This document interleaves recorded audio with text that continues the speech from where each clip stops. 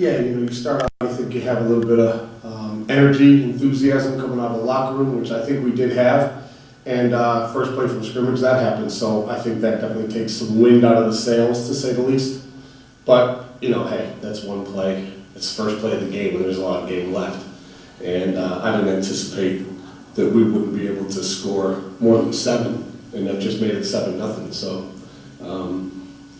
it's a downer. I'll put it that way. It's a downer, but it should be something you can overcome.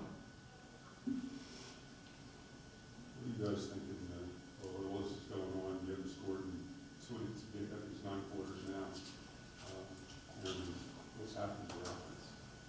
We're just lacking a rhythm right now. We just need to focus up and get back to what we were doing against Temple and first half of Towson, first half of Stony Brook.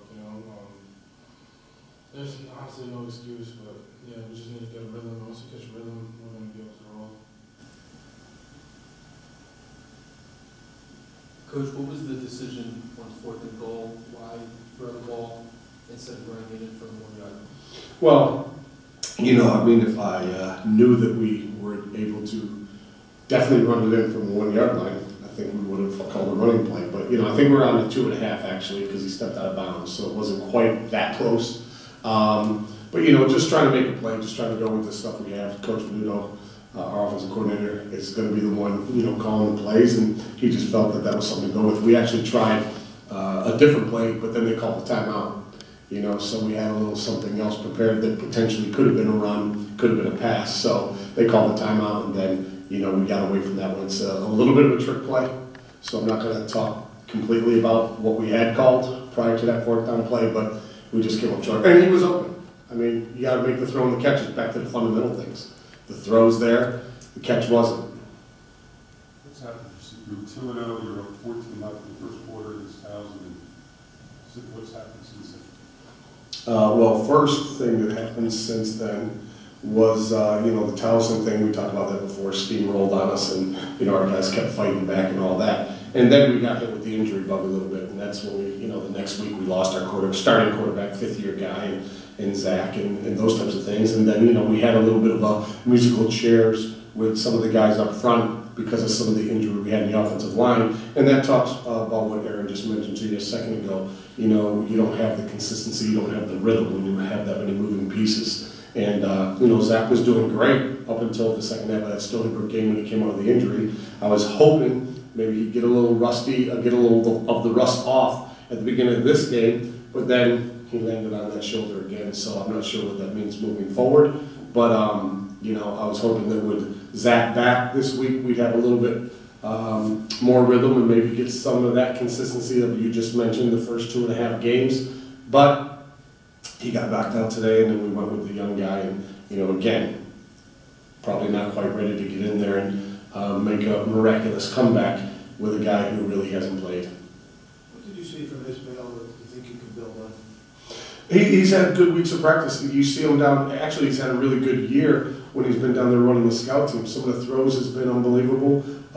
He's obviously got some height, he's got some athleticism, and he's got a pretty good arm. But, when you're running a scout team and you're reading off of cards and you're not worried about, the read of the defense and those types of things, and you have the game plan, it's a little different as we saw today. So, but he's going to be good moving forward. We just thought that it was time. He's earned the opportunity to go in there and back up Zach. Had something happen to Zach, and unfortunately something did happen to Zach. Is Kadir really ready to be a starting quarterback at this level? Probably not. But he had shown us enough in practices throughout the first 7 weeks of the season that he'd get an opportunity, and today he got an opportunity, and unfortunately we didn't have enough supporting cast around him to carry it forward. I heard what you're saying about the injuries and all that, but when you beat a D1 team that's having a pretty good season now, how shocked are you with what's happening to you guys? I don't know if I want to say I'm shocked. You're 8 weeks into the season now, as opposed to the opening game of the season when you are 100% healthy.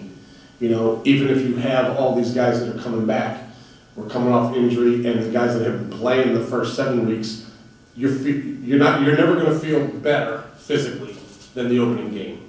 After that, you're gonna get worn down week to week to week to week, and some of our guys have played a lot of reps and a lot of football, so maybe we're a step behind in certain spots than we were in the Temple game, because you're coming out of preseason as fresh as you can possibly be. Now, week 8, you have guys that have taken multiple reps and they're banged up a little bit. Preseason, you talked about, you had your guys back, but all those other guys who would play, you felt that Walden Town was going to have some depth. Mm-hmm. Is the depth not been what you thought this year? No, the depth is still there. It's just that, you know, Steve was 100%, our captain linebacker, he's 100% healthy in the Temple game. Quaddy Roll, our captain safety, is 100% healthy going into the Temple game.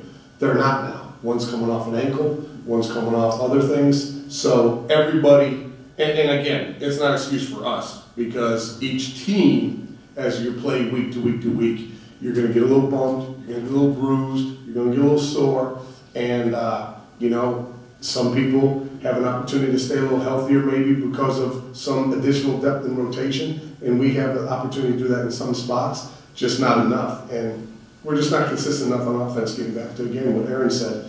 And if we can't stay on the field, then our defense is going to get tired, even though we're rolling some substitutional guys through there. They're taking too many reps on the field right now when you have as many 3-outs as we had today.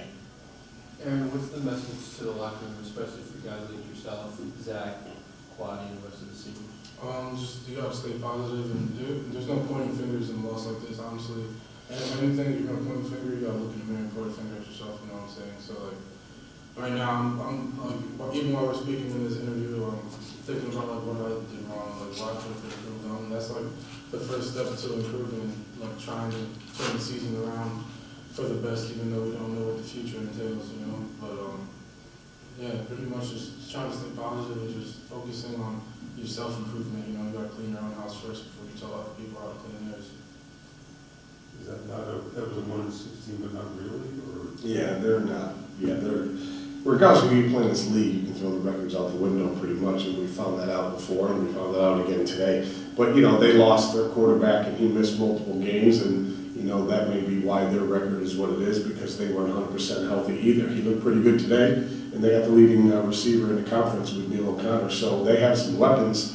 They just haven't had the opportunity to showcase what they maybe could have been, because they lost their starting quarterback, I think in the opening game against Maine, to be honest with you. I don't know how many games he missed, but he's back and he looked pretty good today, and he was the preseason he was the offensive player of the year preseason guy in the conference, and, you know, maybe he showed a little bit of why that is today.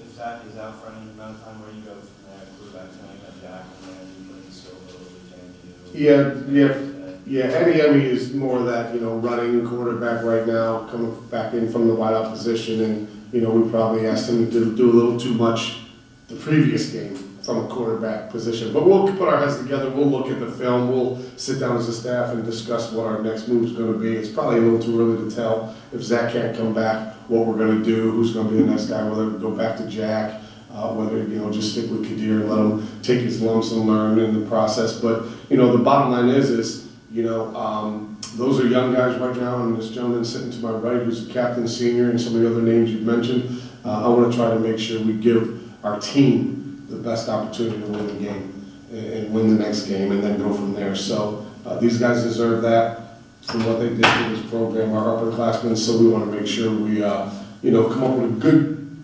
solution and have an opportunity to, you know, go out there and compete, and regardless of who we have at quarterback, give us an opportunity to maybe win a game.